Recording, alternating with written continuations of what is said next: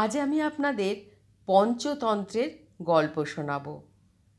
তবে তার আগে জেনে নিই পঞ্চতন্ত্রের গল্পগুলি কে লিখেছেন। পঞ্চতন্ত্রের গল্পগুলি মূলত কার লেখা সেটা কি সবার জানা আছে? না জেনে থাকলে শুনুন। লিখেছেন বিষ্ণু শর্মা। এটি প্রাচীন ভারতীয় লোককথার একটি বিখ্যাত সংগ্রহ। বিষ্ণু শর্মা ছিলেন একজন ভারতীয় পণ্ডিত এবং লেখক, যিনি খ্রিস্টপূর্ব ২য় শতকে পঞ্চতন্ত্র রচনা করেন। এই গল্পগুলি মূলত নীতিশিক্ষা এবং জীবনের মূল্যবান পাঠ দেওয়ার জন্য লেখা হয়েছিল। গল্পগুলিতে পশু পাখিদের মাধ্যমে বিভিন্ন সামাজিক ও নৈতিক বিষয় তুলে ধরা হয়েছে।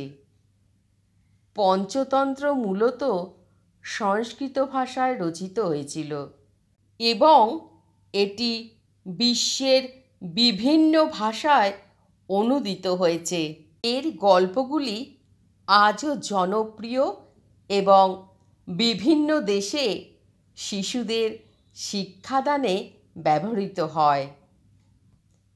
তাহলে শুরু করছি আজকের পঞ্চতন্ত্রের গল্প, বানর এবং কুমির।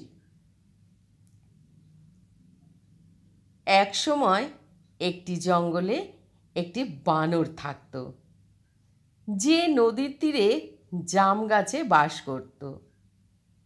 একই বনে একটি কুমির এবং তার স্ত্রী থাকত।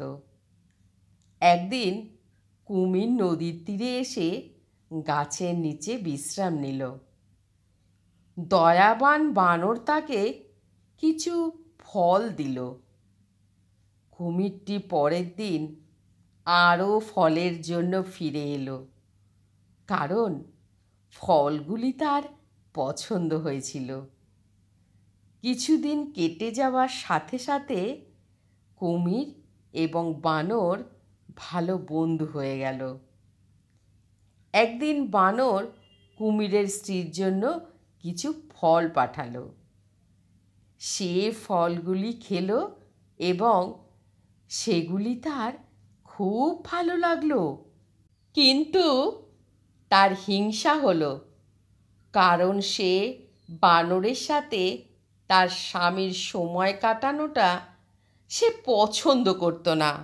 সে তার স্বামীকে বলল, যদি ফলগুলি এত রসালো হয় তবে আমি ভেবে অবাক হই যে বানরের হৃদয়টি কত মিষ্টি হবে।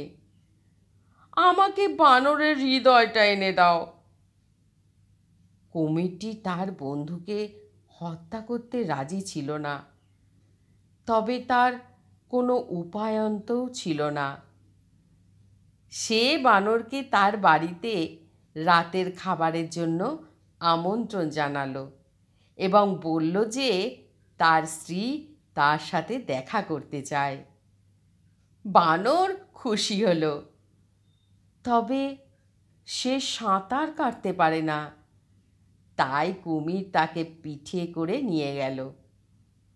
কুমির খুশি হলো যে সে বানরটিকে বোকা বানাতে পেরেছে, কিন্তু নিয়ে যাওয়ার সময় সে বানরকে বাড়িতে নিয়ে যাওয়ার আসল কারণটি বলে ফেলল।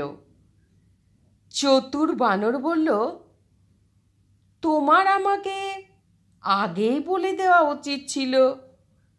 আমি আমার হৃদয় গাছের উপরে রেখে দিয়ে এসেছি। আমাদের অবশ্যই ফিরে যেতে হবে এবং ওটা নিতে হবে। কুমির তাকে বিশ্বাস করে তাকে আবার গাছের কাছে নিয়ে গেল। এভাবে চালাক বানর নিজের জীবন বাঁচালো। গল্পটি শুনে কি শিক্ষা পেলেন? গল্পের শিক্ষা, বুদ্ধিমত্তার সাথে বন্ধু বাছুন এবং সর্বদা উপস্থিত বুদ্ধি রাখুন। আমার এই গল্প পাঠ আপনাদের যদি এতটুকু ভালো লেগে থাকে, অবশ্যই আমার এই ছোট্ট চ্যানেলটিকে সাবস্ক্রাইব করে পাশে থাকার অনুরোধ রইল। নমস্কার।